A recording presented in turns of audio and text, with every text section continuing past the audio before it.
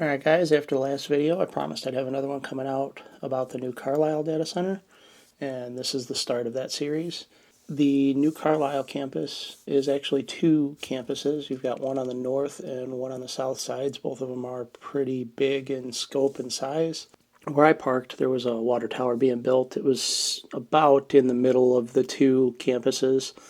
According to Google, I was about 2,500 feet south of the north campus and about 3,000 feet north of the south campus. My whole point of wanting to stop there to start where I was filming, when you're trying to make a video like this, you want to show the scope of the whole area. And when you have something like a water tower that has the name of the town on it, it's a great way to do it. You'll see that I'm trying to basically get an effective 360 of the area and show the whole scope and size of the area and then the two data centers themselves. Now, while this video does tend to focus a little bit more on the ins and outs of what I do as far as my operations as a drone pilot, I'm still including this in the series because it is showing a lot of the area around the new Carlisle data center, and I feel context for that data center is very important. In that area, you can't really tell too well from the video, but there was a campground less than a mile to the west of the south campus. It was literally right up the road. As far as stuff around the north campus, there's a subdivision to the west of the north campus. It's about 5,600 feet away, according to Google. There's a large cluster of homes that it appeared to be downtown New Carlisle when I was driving through there. Google says that's about 7,000 feet west of the north campus. And then to the east side of the north campus, it's almost a mile away, was another cluster of homes. There's comment online that there aren't any houses nearby. I pretty strongly disagree with that sentiment. To the east of the north campus, there was several homes that were about 1,100 feet away. They weren't right up against it like it is in Hobart. Had I known about these houses prior to me going out there, I would have taken the microphone over to that side and gotten sound levels and recordings from over there. It's purely speculation, but if I had to guess, the sound would be less than 70 decibels. I mean, even with the construction noise, it'd be less than 70 decibels, which is pretty much conversation level, as you'll see or have seen in the last video, and we'll probably see again in this one. So without further ado, we're going to dive in. Hope you enjoy. This is just the area over by the water tower. I have a separate video coming for the north campus and then a quick one at the end for the south campus. So stay tuned for those as well.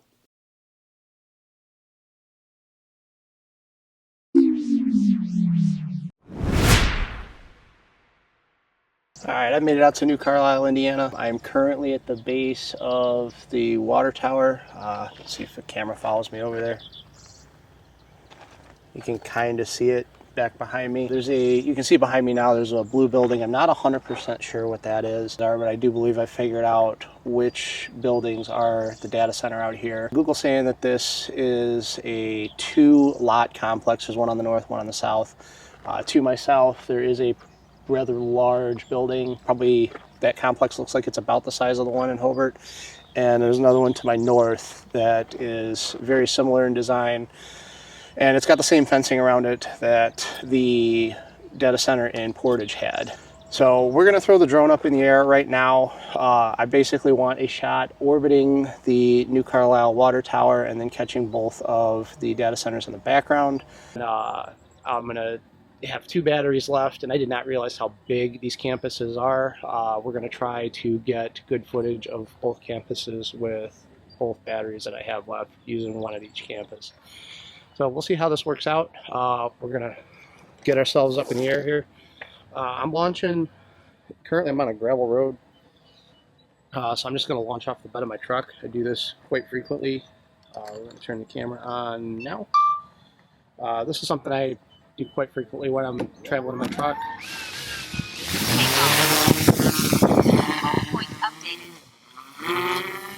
You really don't want to launch off of gravel. That doesn't end well.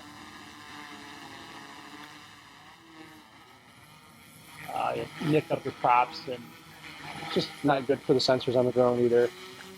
Just because of the size of the area that I'm in, we're going to get up to 400 feet right out of the gate. Actually, you know what? Let's find that water tower. Let's see the height of that real quick. There it is. I'm actually at 150 and I'm almost even with this water tower. So we're going to put it in, we got a little bit above it, and put it in cine mode. And slowly orbit this tower with a bit of a focus on the background behind it. And I keep my screen on the controller set up. Wow, that was loud. No idea what that was. Sounded like metal hitting metal. But I keep, as I was saying, the screen on the controller set up with a grid that basically cuts it into thirds, makes framing my shots in rule of thirds a lot easier. So right now, just orbiting the data center and keeping the, or I'm sorry, orbiting the water tower and keeping the data center in. I'm orbiting the water tower and keeping the water tower in the center block on screen. And this footage looks good, but we're probably going to redo it and get up just a little bit higher.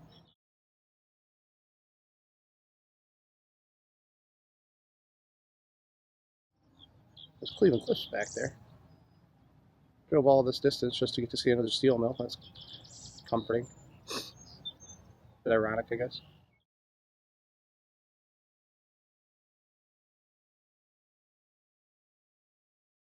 Alright, coming back around the front, and I think we're just going to do one more loop from about 50 feet higher.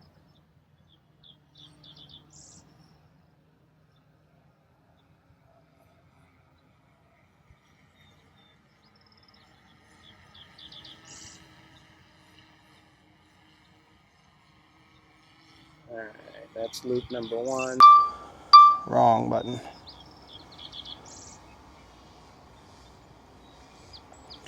This gives a little bit better view of the surroundings too, which is kind of nice. That is a massive, massive complex if that's a data center. I'm almost positive it is.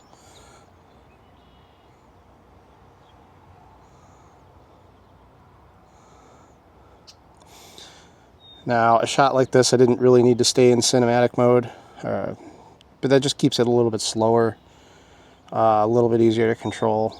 One of the downsides of a shot like this, though, is it's really easy to start drifting a little bit, just because it does take so long. And when you're loaded up on energy drinks like I usually am, it's a little hard to stay steady sometimes too. Not doing too bad right now, but I can feel a little bit jittery in my hands. The shot's going to be so much better though. I can, in the background, I don't know if the mic's picking it up right now, I can hear some construction noise. It sounds like they might be working on that water tower. There is a truck over there and a scissor lift, and so I'm guessing that's what's going on there. No massive amounts of noise though. I mean, you got more nature noise than anything else. So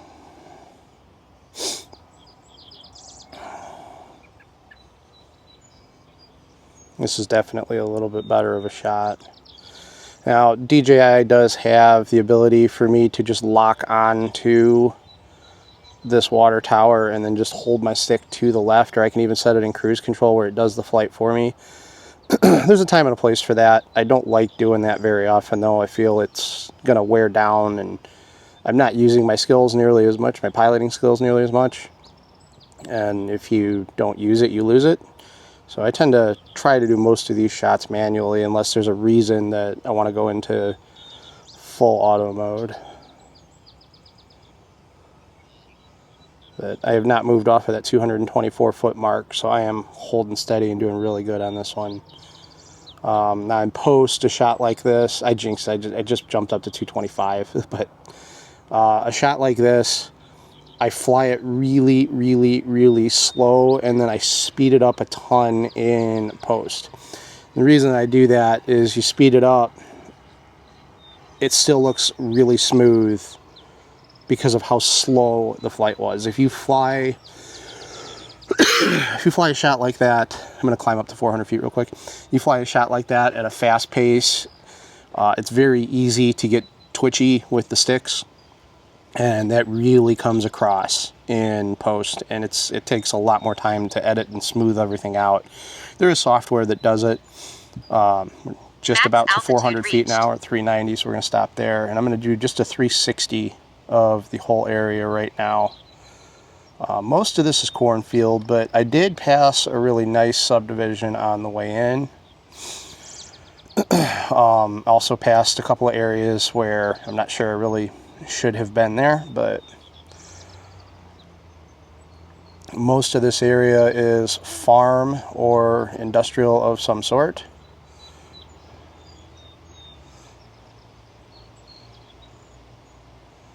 That's the road that I came in on, and that looks like Cleveland Cliffs.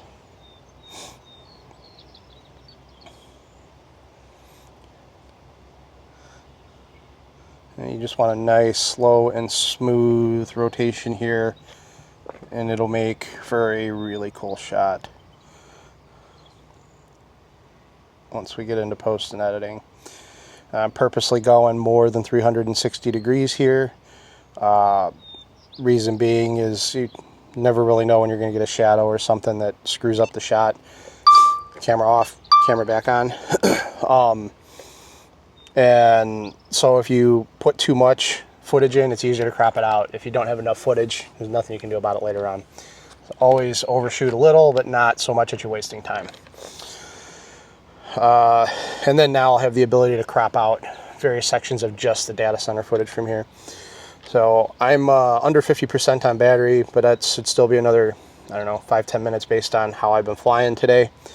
We're gonna bring the drone back down.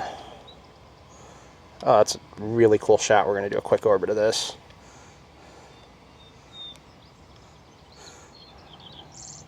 I'm gonna do one more lap around the water tower. Maybe we'll test this auto rotate feature here. It's not picking it up because it's too small. Let's find something else. Let's go off of that, maybe see if that's big enough. And we're gonna orbit like that, but keep it in the top. And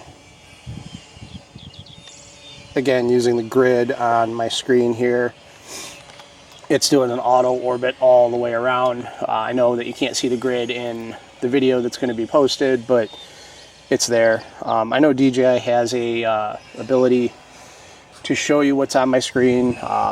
I don't have enough SD cards to pull that off right now. I'm constantly switching between stuff, so I just usually keep one in the drone for the final footage. I may not even use this just because it's not showing me the data center stuff, but hands-free, and it is doing its job right now. We're on the back side of the tower, and I can see it coming around now, and it'll be over me here in just a second. Almost back all the way around. Now with the auto flight, it does it so much quicker, and I probably should use it more, but I don't know, I just feel like it's cheating and you're not keeping your skills up the way you should. So there we go. We're gonna bring it back down and land, and then move on and try and get a shot of each of these two campuses here. I do got some power lines underneath me, so I'm gonna move way out of the way of those. Come in field side here.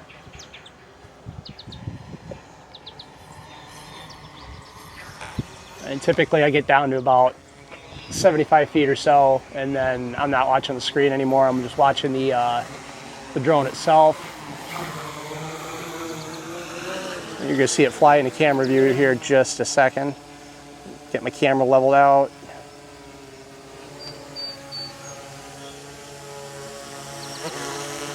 That was the sensor thinking that it was going to run into me.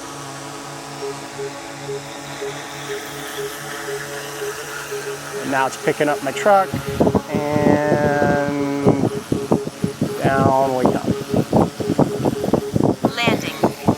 Another successful landing on the back of the truck. Love those.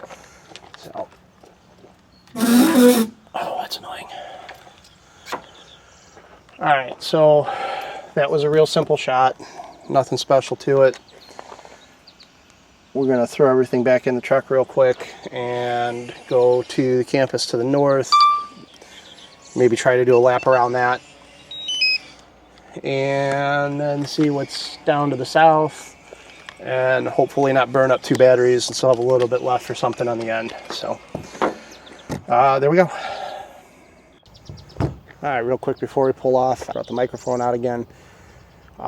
Just talking to it right now, it's holding about the same numbers. I'm anywhere in the 60s. I had a spike at 70 a second ago, but I will show you that. And you can hear, you might be able to hear some of the construction going on over at that water tower. But yeah, it's very quiet right here right now. No noise whatsoever to speak of.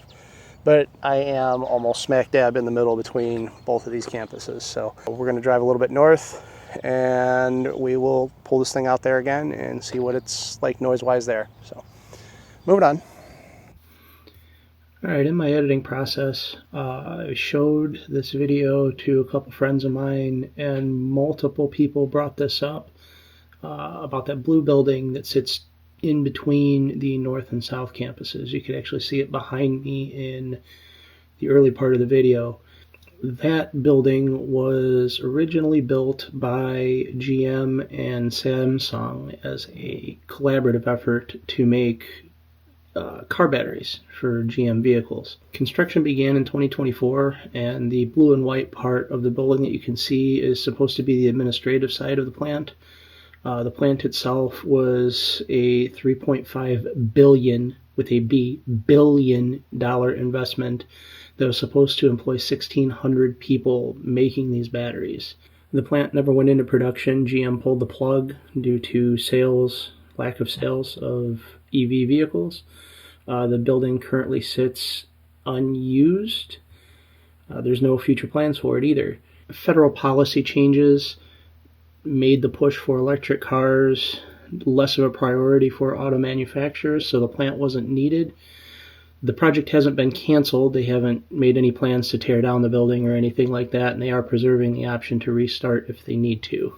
That does just about wrap up this video. Like I said, I've got the video for the North Campus coming up here pretty soon, and then the South Campus will be a little bit shorter, and that will follow and wrap up these 2 data centers that we visited. Hope you've enjoyed them. Like, subscribe, share the videos. I really appreciate it. It goes a long way. Thank you.